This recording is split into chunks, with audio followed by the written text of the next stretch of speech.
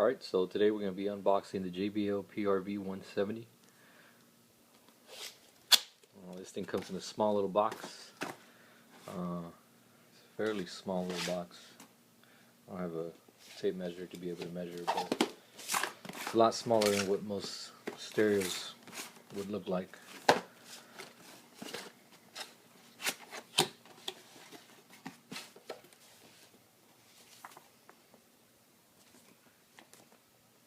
Alright, so we got the manual and instructions, I believe.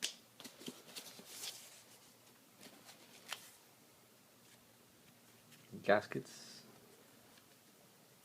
and maybe cutout, kind of like a cutout guide maybe. And here's the main unit. Let me see if I can pull it out with one hand. Nope, it's not gonna work. I'll just put it upside down.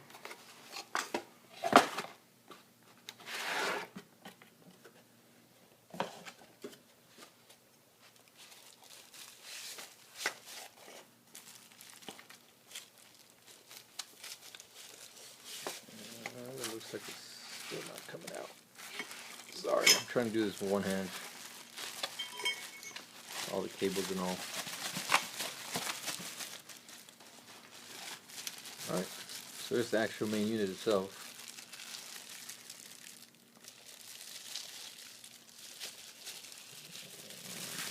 Check it out of this bag real quick. Okay.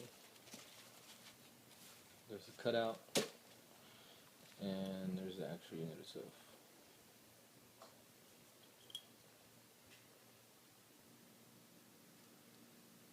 It's really small. I don't have the measurements with me right now. As a matter of fact, when I bought this thing, it didn't even say that it had it on the manual, on the setup. But it does have an auxiliary input. There is your RCA, and it actually, let's see what this is, RCA front and RCA rear.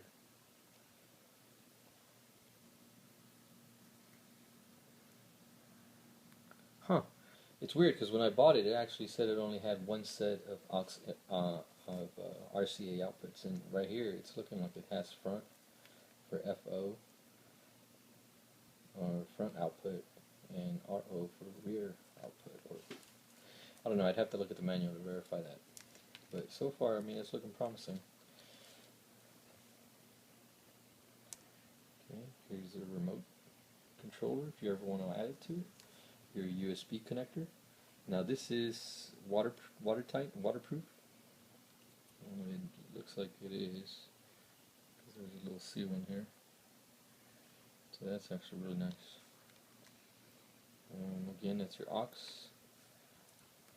your RO, your FO, your power connectors, speaker wires, and everything else that goes with it.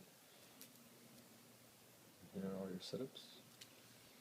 And then you have your USB, your antenna, and this looks like a remote. It actually is a remote.